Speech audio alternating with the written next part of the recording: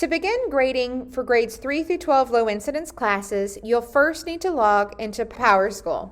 To do that, you can go to the portal and enter your login information. Once you are in the portal, you are going to go look for the icon for PowerSchool Teacher. Once you click on this, it will open up the PowerSchool login. Please be aware that for the purpose of this video, I am in the training site, so even though I am using real data, I am not changing anything or editing anything in PowerSchool.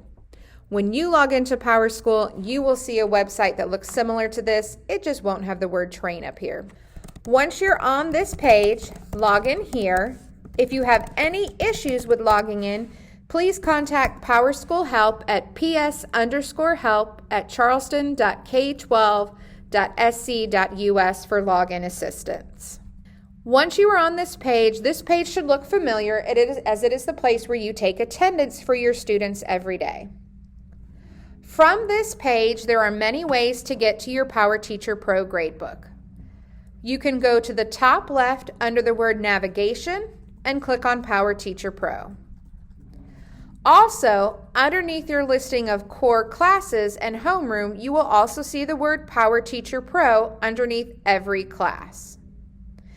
You can then click on PowerTeacher Pro from here to open up the PowerTeacher Pro Gradebook. As an important note, from this screen, if you are missing any classes for students, you are not able to add those. In order to add any students to a course or to add a course for any students, please contact your data specialist at your school.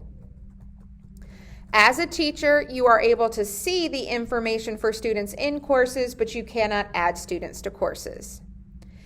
In addition, for low incidence classrooms, all of your students, regardless of grade level, will be in one homeroom. We know that as a low incidence teacher, you usually have students of multiple grade levels that you teach at once. All of these students should be in one homeroom. However, the state requires that students of different grade levels are each in separate core academic courses based on their grade levels.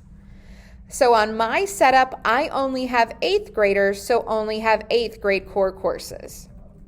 But as a low incidence teacher, if you also have students in other grade levels, you will also see other core courses for those grade levels.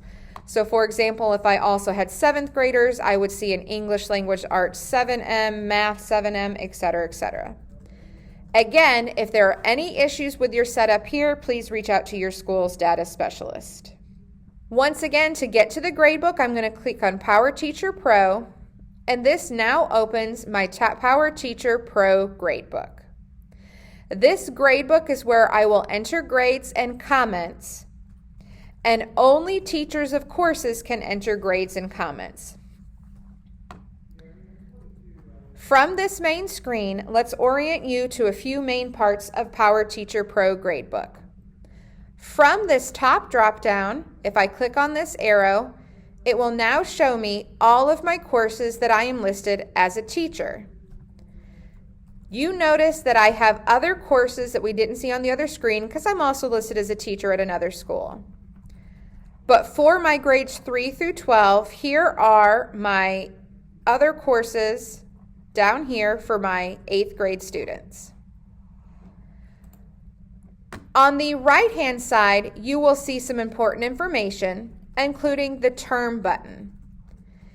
It is very important that you are always working in the term in which you are wanting to give grades. We are recording this video in Q2 on a date within this Q2 range, so this defaults to Q2. Please make sure that you are always check this when entering grades to make sure you are entering grades in the correct term for which you want grades. PowerTeacher Pro will default to putting you in the term when you log in based on today's date. So if, for example, it just switched to Q2 but you need to enter Q1 grades, make sure to change this back to Q1 to enter your grades. On the left-hand side, you see a blue ribbon that shows you different parts of PowerTeacher Pro. These are labeled, and when you click on them, it takes you to different places. From this main start screen, when you first log in, you might have a separate box that logs in that gives you an overview. You're welcome to take that. But these three main sections of the PowerTeacher Pro main page, the class dropdown, the term selector, and the blue ribbon bar on the left with sections are the main sections you'll need to work with.